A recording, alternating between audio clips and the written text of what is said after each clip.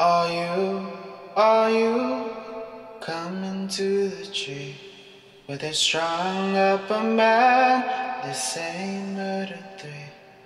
Strange things that happen here. How stranger would it be if we met at midnight in the hanging tree? Coffee. Without it, we would never have had the Industrial Revolution. We'd all be still living in Europe in mud huts. Here in Laredo, we have the Organic Man Coffee Trike. 4501 McPherson, the best coffee on the planet. If you can't get to Laredo, you can order from the Organic Man Coffee Trike.shop.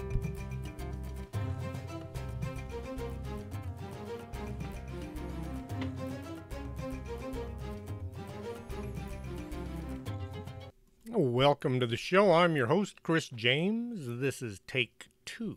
My cat somehow managed to turn the camera off right in the middle of recording and changed a few settings while she was at it. I'm hearing a humming sound in the background. I've been hearing it all day. I don't know if y'all can hear it. If you can, I'm sorry. I've tried everything I can think of to fix it and nothing works. Either that or it's inside my head. I have myself to thank for this show. I just survived all of the Christmas festivities, and it got me to thinking about what was going on around me. I like family get-togethers because I take a book, I sit in a corner, and I read. That's what I do.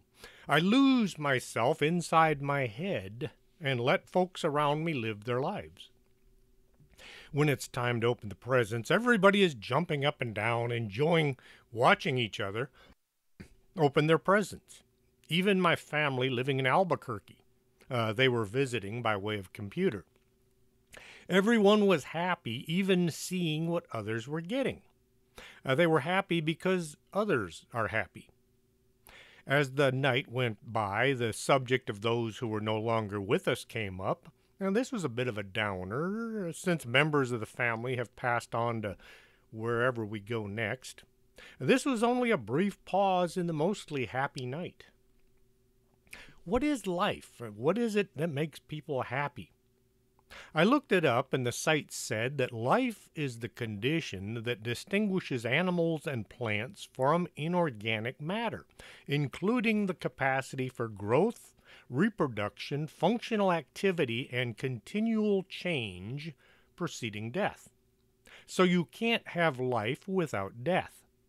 Life is also defined as the period between birth and death of a living thing, especially a human being. I did a lot of searching and found hundreds of definitions that all mostly said the same thing. I've heard it said people who quote others all the time don't have any thoughts of their own. Terry Pratchett said, "Give a man a fire and he's warm for a day, but set fire to him and he's warm for the rest of his life."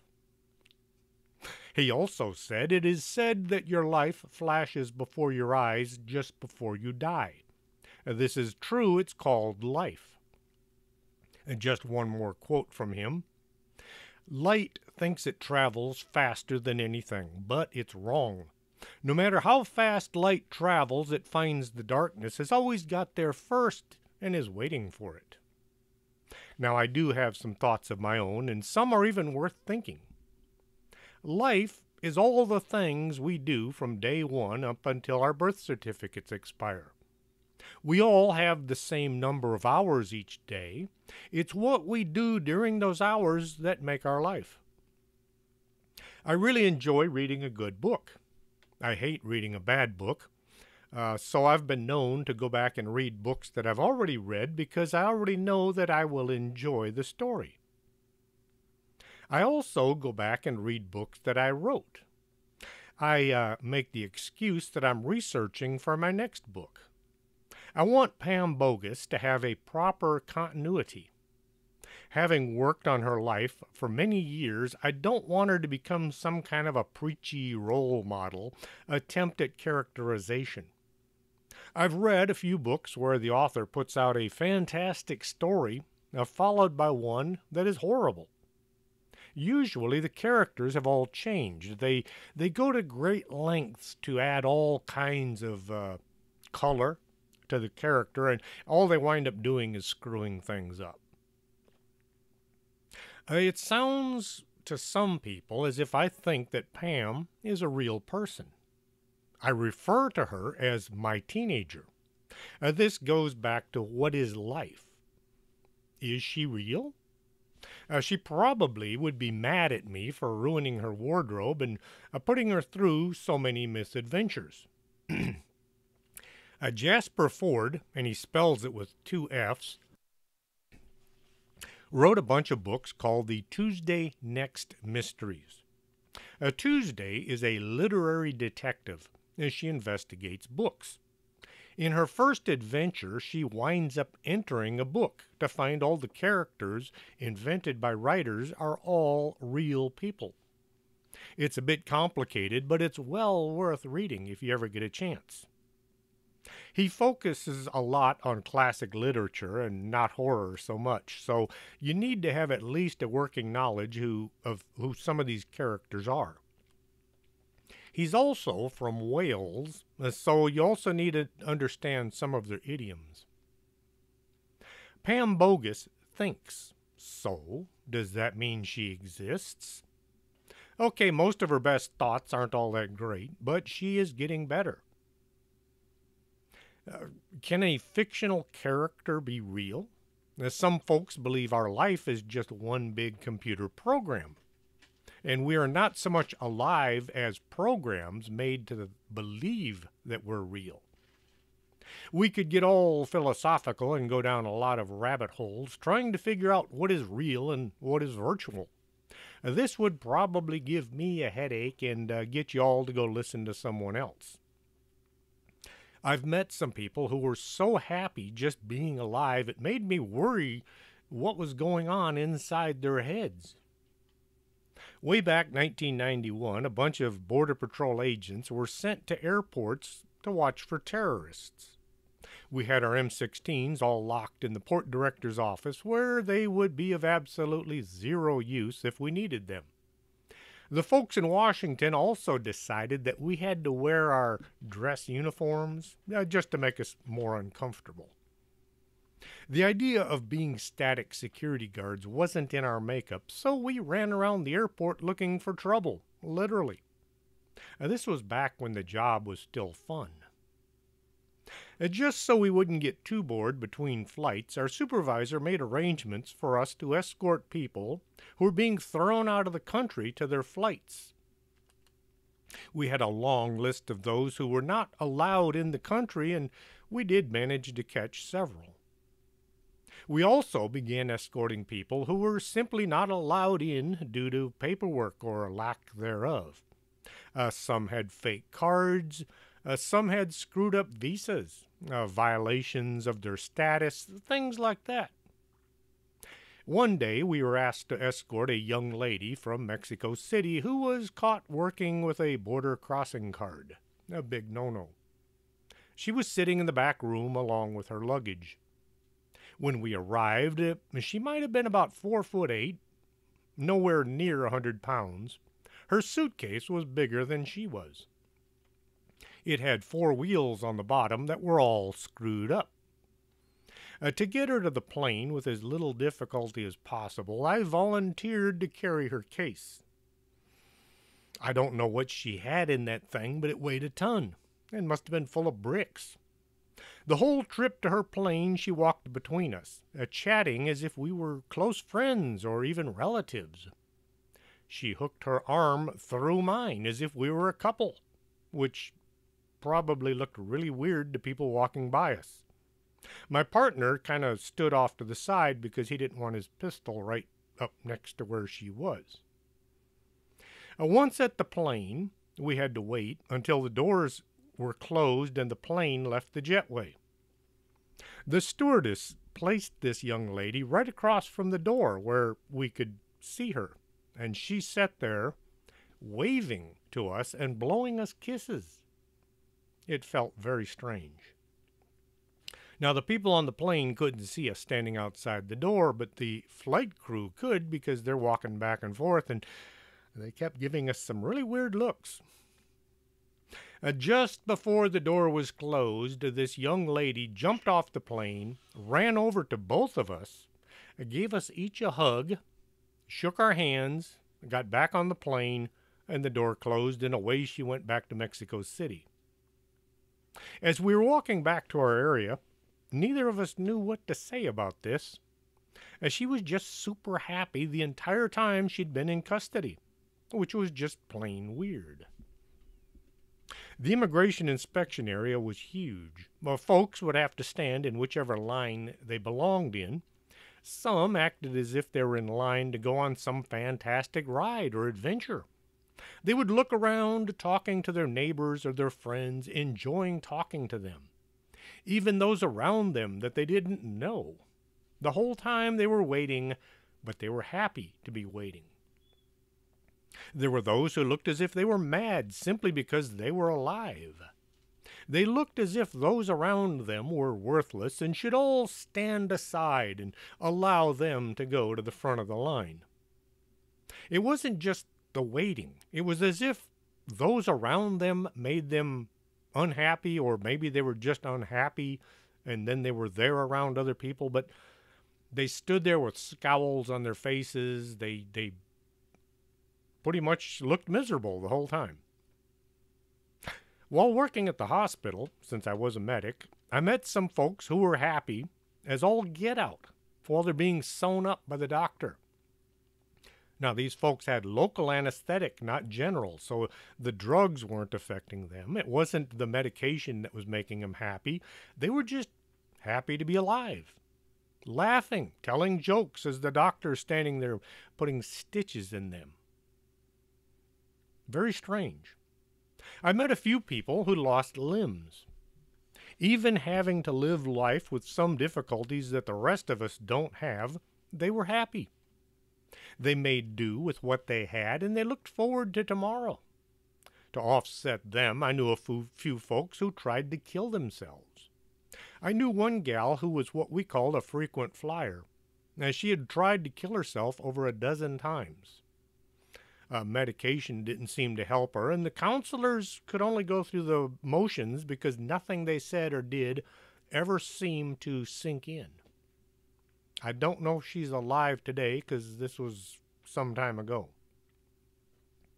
Working on people who are in the process of dying can be hectic. It's nothing like the movies or the TVs. Doctors don't yell orders and nurses don't run around like mad trying to keep the person alive. It's what we call controlled chaos. You have a job to do and you do it, even when somebody gets between you and what you're doing. You just work around them. The secret to handling a crisis is to panic about one thing at a time. One night I was called to a scene where a guy had just been run over, and I do mean run over. He had tire tracks going across his body. The driver didn't stick around to see if the guy was dead or alive. I couldn't find any blood pressure on either arm. He did have a good strong pulse in his neck, and nothing in either wrist. We couldn't find a vein to start an IV, and it was dark and we were in the middle of nowhere. We were on Espejo Molina Road just past that first curve. I asked the guy where he was from, and he told me he lived in that house right there. He pointed to an open field. I asked him a few other questions because you do that while working on a patient. It keeps them with you. It also helps the work alleviate some of the pain. It gets them to not focus on what's happening. This guy told me that he was on the way to the store and he didn't see the car that hit him. He didn't even know he was hurt until we got there. He was talking and relatively happy the whole time. There was hardly any blood anywhere. There was not a pool of blood on the ground where he was laying. We got him in the ambulance and on his way to the hospital, and he died shortly after arriving. He had completely bled out inside his body. Life didn't want to leave this guy for some reason until the last possible second. Now, he was from Mexico and he had just crossed the river. We found his paperwork from across. Most people who get hit by a 2.5-ton vehicle, who get driven over by a 2.5-ton vehicle, they're going to be unconscious or dead real quick. This guy was conscious right up till the end. He understood questions asked of him, and he was able to answer in clear, understandable answers. One day in the ICU, they call it that because of those backless gowns the patients have to wear, we were checking on a guy who'd just come out of heart surgery. The nurse was on the phone on speaker with the doctor. The patient was sitting up talking to us, and suddenly his eyes rolled back in his head, and the heart monitor showed a flat line. From talking to DRT in a second. I ran to get the crash cart. You can't shock a flat line, not like in the movies or TV, but the cart comes equipped with all kinds of drugs that will start the heart, hopefully. The cart wasn't in its place. Just some dust on the floor where the cleaning staff had swept around it. I ran to the other hall and I grabbed their cart and then hot-footed it back to the room. The nurse was talking to the doctor still, but it was a different conversation now. She was in the process of prepping the guy for CPR also. That means the bed was lowered all the way down. There was a board placed under his back, so when you did the compressions, the patient wouldn't sink into the mattress. Once again, it's nothing like what you see on TV. You cannot do CPR on a bed unless you have a board under the patient. Well, suddenly, as we are about to start CPR on this guy, the monitor started to beep. We looked over at it, and he had a normal rhythm. We have no idea what happened. Well, suddenly he opens his eyes, and he's looking at both of us like, why are you two so close to me? And where's my gown? He died, and he came back in about a minute and a half. I wanted to ask all kinds of questions, but his doctor arrived, and that guy didn't have a sense of humor. All the tests were ordered and things went back to normal. And where did he go? Why did he come back so soon? Now, I don't have a problem with drug companies that make things needed to stay alive or bring people back from the dead. I have a problem with drug companies that make astronomical profits selling drugs that people need to stay alive, and then they push more drugs on people that we don't really need. They give you drugs for things that are relatively inane with possibly horrendous side effects. You listen to that guy at the end of every commercial and he runs down a list of side effects that are far scarier than the problem. Some drugs actually do some good, but not all of them. In fact, not most of them. The boys in the white lab coats tell us that drugs are the answer to everything. Take this drug if you're depressed. Take this other drug to counteract the side effects of the first drug. If while taking that second drug you start to feel suicidal, go to your doctor and he will give you a third drug. Yes, better living through drug addiction. I know some folks who aren't happy unless they're on something. Now, they call it getting high, but actually the drugs make them low. Now, most are depressants. The folks who drink to make themselves happy are chasing life around in the bottom of a bottle. The only ones happy are the folks selling the booze. If you went to the Grand Canyon and then immediately forgot everything you saw as soon as you drove out the gate, why bother going? And yet, people go to parties, and they drink so much that they can't remember what they did while at the party, which leads to them having to call all their friends the next day and find out if they have to apologize or not. And never mind about that tremendous hangover.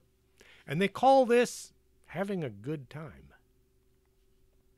Now, most happy people are optimistic even when things aren't going according to plan. They work through whatever is going wrong, knowing that the future is going to be better. We have a saying, when you're flat on your back, everything looks up. There's something going on inside these folks' minds that science cannot explain, and that makes scientists unhappy. We have this thing called the virtual reality. Now, some people are really into it. Video games where they can live a life they choose, doing all kinds of things that amount to nothing as far as I can tell.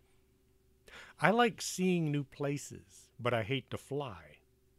I will never visit Europe just because I refuse to get on an airplane ever again. They won't let me carry a weapon, and if I do get to Europe, they won't let me carry a weapon either, which I don't understand. I like England, but them and I do not see eye to eye on my concealed carry permit. What I find hilarious is the people who tell us we don't need personal protection are all surrounded by armed guards.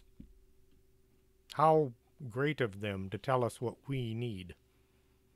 To see Europe, I watch the Travel Channel, and not just the paranormal shows, but the shows about actually traveling. I also watch several other channels. I like that show, The Repair Shop, and I like the Mighty Trains. Kind of obscure shows, but I get a kick out of them. I also read a lot of books written in England, and I've only been there in my mind.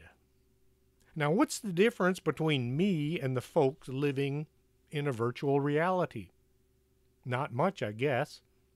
It makes them happy to live life inside a computer, and it makes me happy to live life inside my head. Thinking is the best way to travel. Yes, that's a Moody Blues reference. People who do stop living, only to come back and tell about it, say the next place is wonderful. But an Indian chief, a feather, not dot, once said, if heaven is such a wonderful place, why is nobody willing to go there? People tell about leaving their bodies and going up to heaven and meeting relatives who passed on long ago. Most of these NDEs come back happier and with a better outlook on life. Not everybody comes back with happy stories. One woman told of her NDE when she drowned in a swimming pool. She was passing through a long tunnel of light. At the end of it, she saw all of her deceased relatives, that they were all dressed in white, and they were waving for her to come to them. All with the exception of her aunt. Her aunt looked at her and said, "Someone's put on a few pounds." The NDE experiencer said, "Excuse me?" And her aunt said, "Well, I'll try, but I'm surprised you could get through the light tunnel with those hips." When the lifeguards managed to resuscitate the woman, she came back feeling somewhat annoyed by her NDE. How about the people who see dead relatives while they're still breathing? Ghosts, or what I like to refer to as afterlife experiencers. They have been reported all over the planet. Some people are afraid of ghosts. They run screaming from the room.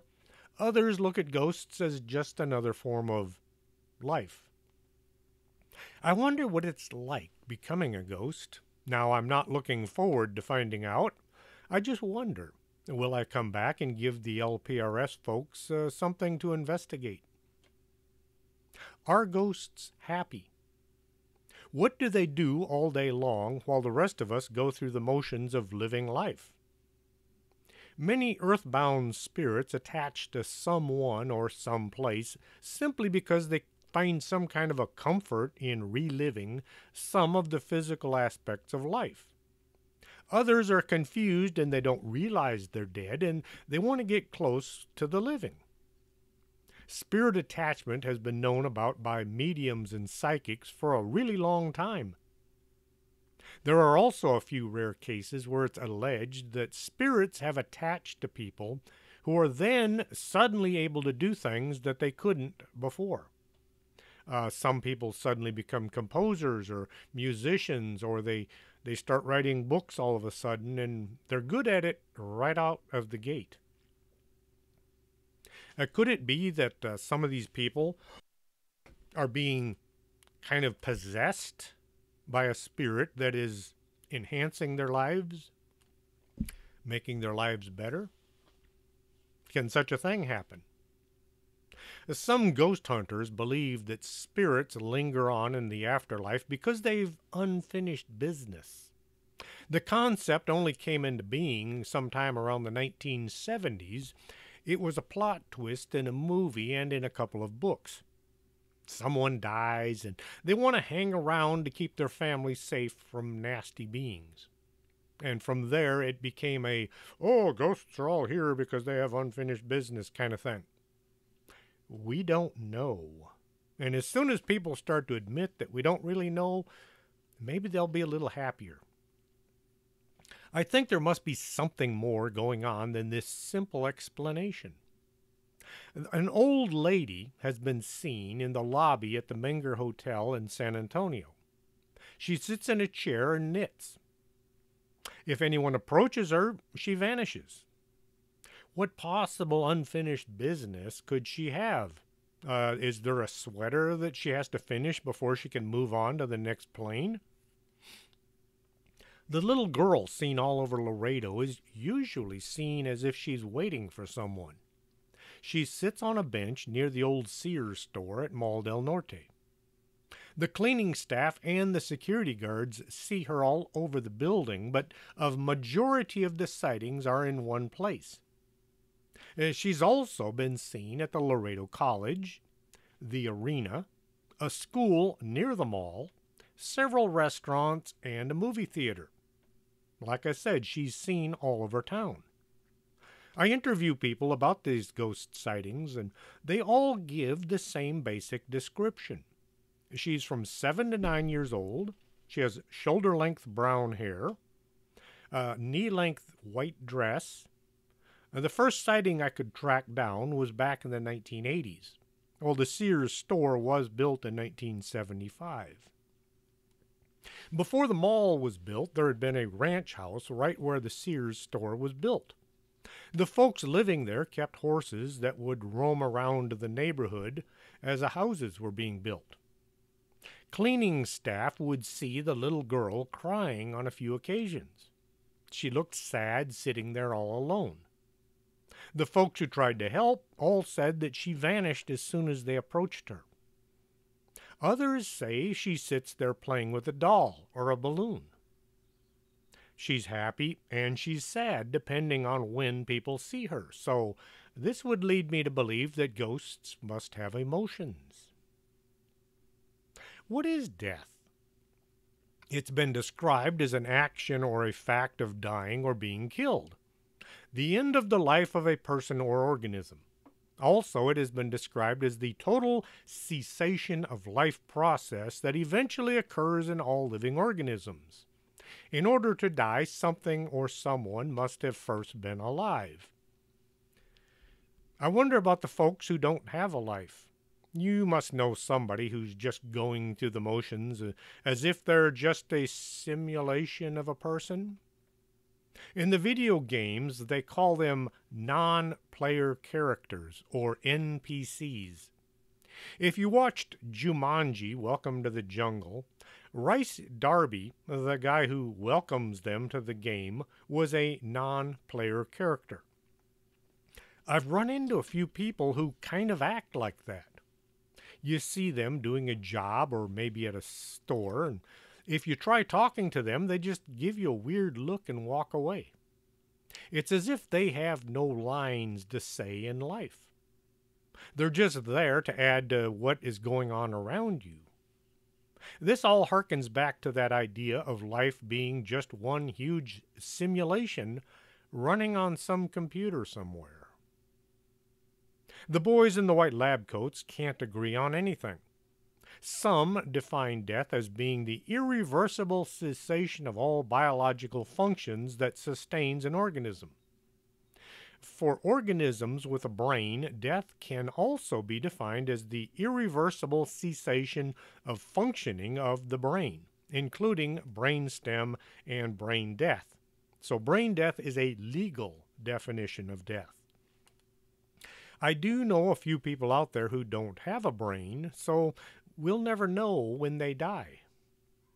For those who believe there's nothing out there, science can't produce or define, when they breathe their last, that's it, game over. Their body will go into the ground and not even feed the worms. What with all the embalming fluids and the concrete vaults and the caskets that are designed to last for thousands of years, the worms are now going to have to go somewhere else to look for their food. How sad those folks must be. I wonder what goes through their mind as they lay there knowing that the end is near. I wonder what they think if they happen to wake up as a ghost. Shock, surprise, fear? These might be the ghosts that we hear about that are moaning and groaning all the time. What they're seeing and experiencing doesn't go along with what they believe, or what they profess to believe. Anytime one of these folks has an NDE, they always come back as a different person. Their outlook has always improved. The folks who believe in reincarnation have something to look forward to. It would be great if once we reincarnated, we retained our memories. Some do, but they don't always last. Edgar Cayce believed he was reincarnated from an Atlantean high priest. General Patton believed in reincarnation, stating that he had fought in previous battles and wars long before his present life. This account is from my book, Paranormal Laredo. It's about a man who was reincarnated. Bob, which is not his real name, lived in a family with some unusual history. Before he was born, the family had 2 young daughters. The oldest of the 2 was killed in a vehicle accident while riding with her aunt. The aunt had a near-death experience caused by the accident. As she was laying there, she looked up and she saw the older girl standing next to a man. This man was her father, who had died years ago. The girl said, "Grandpa will take care of me now." They turned and walked away. After that day, any time a member of the family passed on, someone would see one of their relatives visiting from beyond the grave. After the funeral for the older daughter, the younger daughter would tell her folks that she saw her older sister all the time. She would come visit and they would play together. The older sister would also show up while at her grandmother's house. A psychic informed the family that the dead daughter would soon come back, only the next time she was going to be a boy. Shortly after this, the family had a boy. They named him Robert, or Bob. The father was convinced that this was his daughter come back to them. Anneliese was born in 1929 in Frankfurt, Germany. She had the bad fortune of being born Jewish in a place that was not welcome to them. Her family moved to Amsterdam in the Netherlands. In 1934, Adolf Hitler and the Nazi Party gained control of Germany, and when Anneliese was 4.5, Germans occupied the Netherlands in 1940. They began persecuting the Jewish population there as much as anywhere else. Anneliese and her family went into hiding to live in a cramped, hidden room behind a bookcase in the place that her father had worked at. They stayed hidden in the shadows, and Anneliese would write a diary every day of the horrors of war and their predicament, all the way up until they were discovered and arrested by the Gestapo in 1944. The family, as well as the folks who had hidden them, were sent off to a concentration camp. Anneliese died sometime around April 15, 1945, at the Bergen-Belsen concentration camp. The only surviving member of the family was Otto, her father, who would later find that his daughter's diary had been saved by his secretary, and it would later be published in 1947 under the title The Diary of a Young Girl. Later, it became known as The Diary of Anne Frank, the second best-selling book in the world, only outdone by the Bible. Anne Frank lives on in her book and the hearts of millions. It seems that she may have also lived on in another way. In 1954, a girl named Barbro Karlin was born to Christian parents in Sweden, and from an early age, she was plagued by nightmares that caused her to wake screaming in the middle of the night. When she was 3 years old, she told her parents that her name was not Barbro, but her real name was Anne. Kids can come up with some weird things. Maybe parents should, if not believe every word, at least take note of what their kids are saying. Maybe keep a written record so if something does come along to prove what they're saying is true, you'll have all of the story down. Well, to the parents, this just seemed like a whim, as if their young daughter was fantasizing about something. Barbara was serious, insisting on being called Anne by her folks. And then she began to say that her parents were not her real parents. She came out eventually and said that her name was Anne Frank. She had recurring nightmares of men in uniform kicking open the door and dragging her away. Now, few people living in Sweden at that time had ever heard of the diary. Barbara's parents had never heard of Anne Frank, and their daughter had never heard of her either. The book had not been translated into Swedish. The family thought that their daughter must be either living in some kind of a fantasy and that maybe someday she'd get over it. After too long, Barbara kept insisting she was someone else, and her folks, they started to get worried. When nothing seemed to work, they wound up taking her to see a psychiatrist. Barbara refused to talk to the psychiatrist. She didn't trust him. She didn't like him for some unknown reason. The psychiatrist did tell the parents not to worry. Their daughter was just going through some kind of a phase, and she would get over it eventually. By age 12, Barbara had gone on to become a literary prodigy. She wrote a book called Man on Earth, which was far from anything a young child should have been able to write. It wasn't something a 12-year-old would have written. It was something someone far beyond her years would have written. It became one of the most popular books in Sweden. She then wrote 8 other volumes in this series.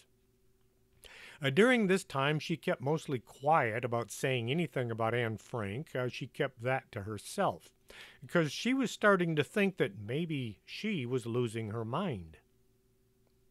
Even when she found out who Anne Frank was, she was so shocked and tired of being treated like an overimaginative child that she kept it all inside. They didn't want to talk about it. One day, her parents took her on a vacation tour of Europe, and eventually they wound up in Amsterdam. They thought, as long as they were there, they should go visit the Anne Frank house. Barbara had never been to Amsterdam and had no instructions, but she immediately knew how to walk over to the Anne Frank house, directly without having to stop and ask anyone for directions or which corner to turn. She just walked straight there.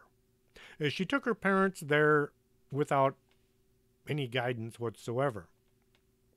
Once they were there, she was able to find her way around the house, making comments about how the place used to look as compared to what it looked like today. Her parents were finally starting to see what all this talk about Anne Frank was. They started to believe their daughter had been reincarnated. In her adolescent years, her past life memories began to fade away, and she took up what would be called a normal life. She began working with the Swedish police service eventually.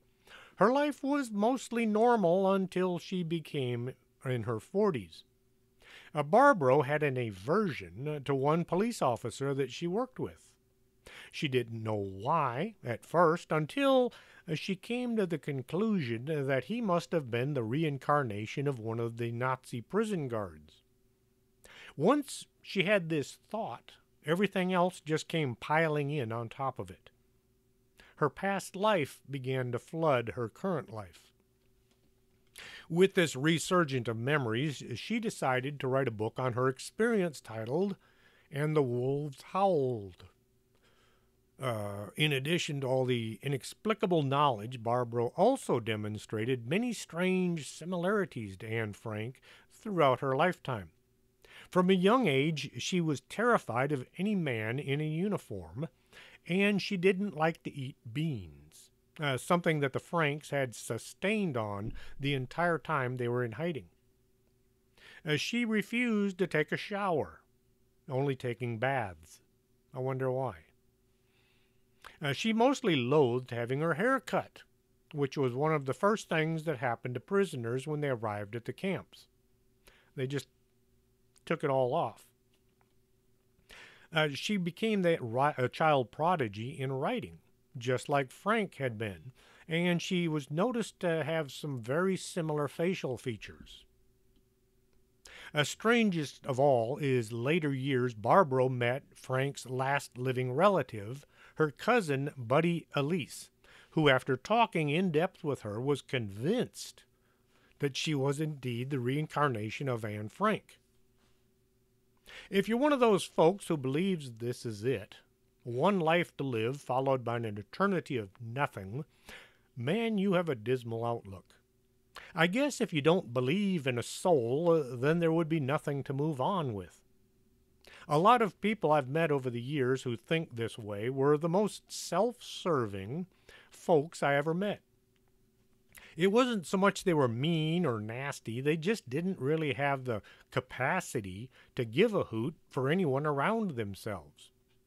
Their mantra of "we only have one life to live, so why waste it on others," turned them into some not very pleasant folks. There was no drive in them to help anyone.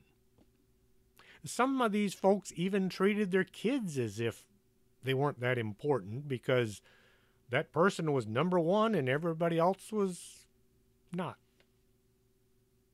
The folks who did believe in an afterlife, either going to heaven or returning here as someone else, were very outgoing. They would go out of their way to help strangers with a zero chance of being repaid because their repayment would be in the next life. You know, karma. Oh yes, there are some super religious folks who are nothing but self-serving. A lot of them are on TV. They tell you to send them your money so they can help others, but mostly themselves. I've been preached to by some people who call themselves Christians, but who have no idea what it was that Christ had said. It's kind of like they don't really believe the words coming out of their mouths.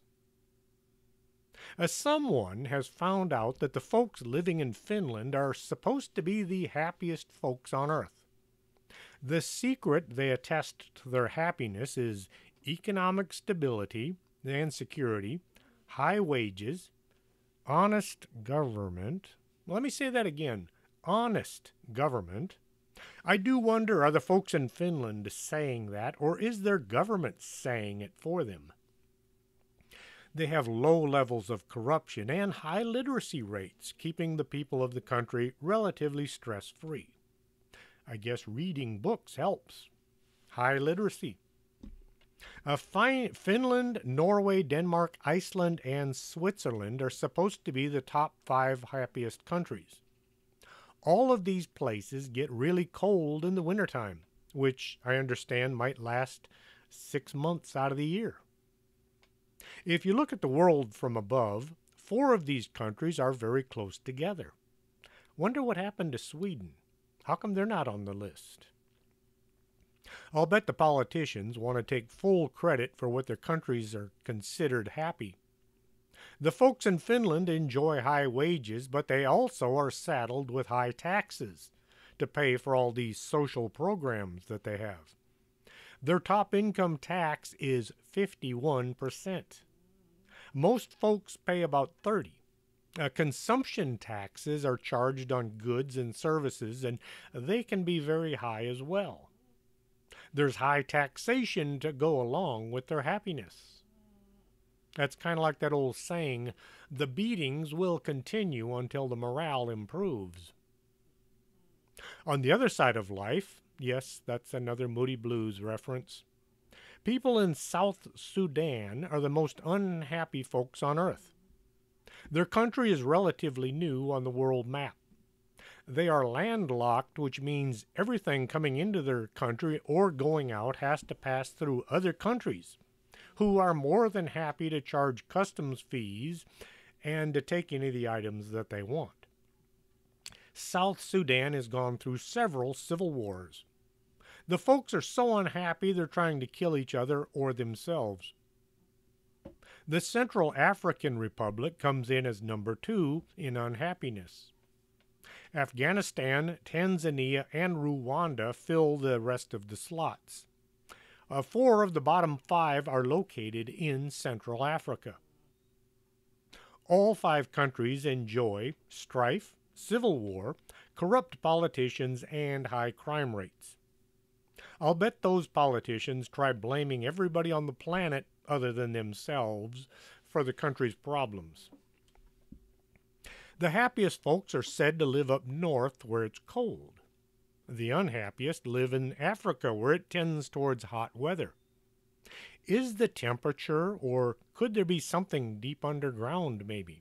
Something like that giant magnet up under Greenland that makes compasses work. I wonder if the people living in Alaska, who are also up close but not too close to the giant magnet, if they're happy as well. If any of my listeners are from Alaska, let me know, is the general outlook on life happy or not? What could be making people in Africa unhappy? You know what they have a lot of in Africa? Diamond mines. Could the proximity of a huge deposit of diamonds have an effect on how people feel? To me, they're just fancy rocks, like gold. It's a shiny metal. Doesn't really have any value other than what people put on it. I see people go nuts digging for gold and for diamonds. The list of things that are supposed to make folks happy are family, friends, meaningful work, believe it or not, working at a job that not only is fun but leads to something, will alleviate a lot of unhappiness. At the end of the day, it's nice to be able to see what you did as opposed to just a pile of paper. When I worked construction at the end of the day, even though I was sore and tired, I could see what I had done with my own hands. As a firefighter, it was a bit different. Seeing a smoldering ruin, but still knowing that you had saved some of a person's property. It just made you feel better. As a medic, well, we had ups and downs. Save some guy's life, you felt great. Have somebody die on you, well, it could kind of ruin your day. The idea of trying to help someone was what got you through the day. Gratitude was sometimes hard to come by. You'd have to really think hard on what you were grateful for at the end of the shift. One of the hardest things to accomplish is forgiveness. Not necessarily those who piss you off, but yourself. Self-blame can really screw a person up. The folks who say they know things claim that religion leads to happiness. I say nay, nay. Some religions are trying to start trouble instead of fixing problems. Spirituality is far better. Too many people are willing to sit back and listen to some other person telling them what is right and what is wrong. Like I said about being preached at. A lot of those telling us what to think don't even believe it themselves. Anytime some politician begins talking about the Bible or God, it's time to stop listening. The same folks talking about religion making you happy also say that good health will make you happy. Once more, I disagree. I know people who are in perfect health, yet they're miserable most of the time. I've also known people whose health was all jacked up, yet they were the most positive, outgoing folks who always had good things to say. Many people believe winning the lottery will answer their prayers and solve all of their problems. But for some, lottery winning is the end of their lives. Despite being lucky enough to win huge piles of money, they later wish that they hadn't. Andrew Jack Whitaker was already wealthy when he won the biggest jackpot ever awarded to a single Powerball winner. He became a jackpot winner on Christmas morning 2002. He chose a lump sum payment instead of an annuity, so he took home $113 million. He'd started out with nothing, and he worked hard managing to become wealthy as a contractor. He was already earning $15 million a year on contracts and construction. The $113 million was added to his already healthy bank account. Jack tried to do a lot of good with his money. He set up a charitable foundation. He donated money to build churches in West Virginia, even being remarkably generous to the woman who had sold him the winning ticket. He gave her a new house, a new car, and a healthy bank account. Not all states let winners stay anonymous, and Jack's win was widely publicized. He was deluged with people asking for money and favors. People began targeting his vehicle since he tended to leave money in it. His vehicle was stolen several times and broke into several other times. His company was constantly being hit with frivolous lawsuits from people who wanted to get access to his bank account. This cost him millions in legal fees. Jack began to unravel under the stress. He started drinking and getting into fights. He would get drunk and then harass women, asking them for favors in exchange for handfuls of cash. His fooling around like that led to all kinds of problems at home with his wife. He was also spoiling his granddaughter, Brandy. He gave her a huge allowance and 4 cars. His generosity backfired when her wealth attracted the wrong people. A boyfriend of Brandy's died of an overdose in a house that Jack was developing, and Brandy was implicated. Friends wouldn't even let her attend the funeral. A year later, Brandy was found dead under suspicious circumstances. This case was never solved. The death had devastating consequences for Jack and his family. His daughter, Brandy's mother, was found dead 7 years after he had won the jackpot. Jack's wife divorced him.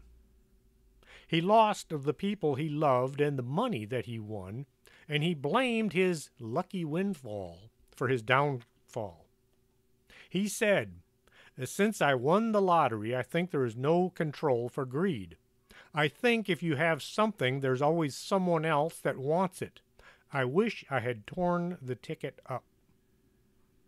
A lot of lottery winners become losers real soon after accepting their winnings. Relatives they never knew come out of the woodwork. People tell all manners of stories trying to get their hands on the money. Every self-proclaimed nonprofit on the planet tries contacting them asking for a few handfuls of money.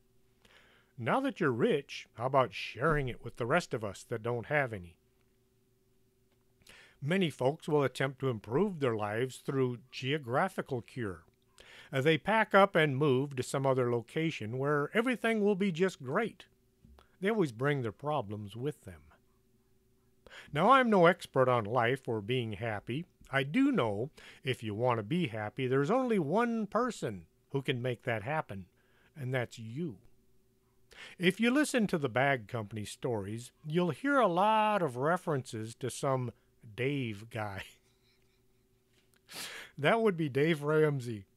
He's the one who says things like act your wage and stop spending money you don't have.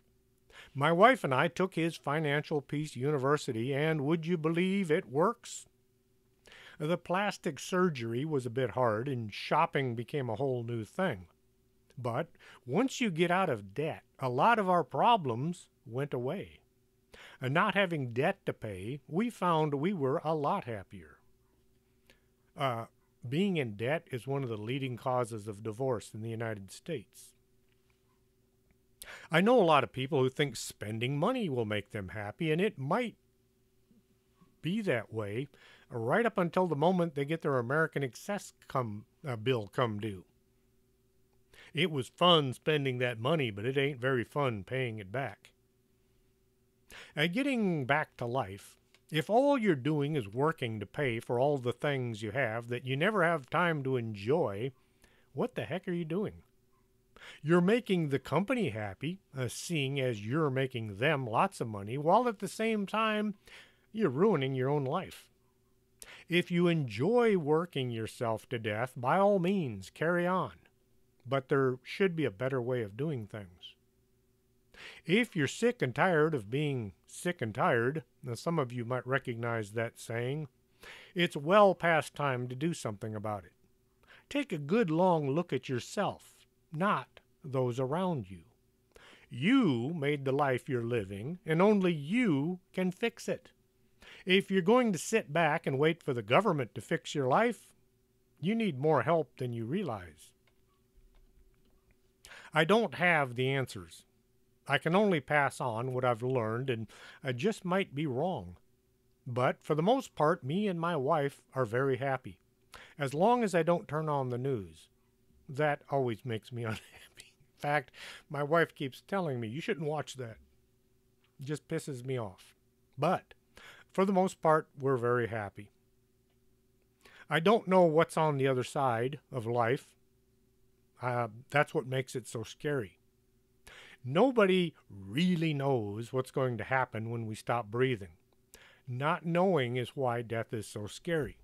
What makes death bad for other people is the fact that you're going to go away and they never get to see you again. And that makes other people unhappy. Well, it should make people unhappy. If people are happy because you died, you're doing something wrong. I would say, do what That's Sam. She's the oldest cat. She does what she wants to do when she wants to do it. I would say, do what makes you happy.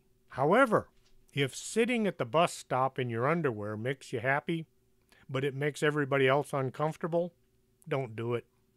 Your happiness is not more important than those around you. You have to consider their feelings as well. Remember, doing something nice for someone else can make you happy. Find something less creepy to do. Till next Saturday, this is Chris James for Strange Things. I hope you enjoyed the show. If you did, tell your friends, your relatives, your neighbors. Maybe it'll make them happy too. Are you coming to the tree where they strung up a man? They say murder 3. Strange things that happen here, how stranger would it be if we met at midnight in the hanging tree?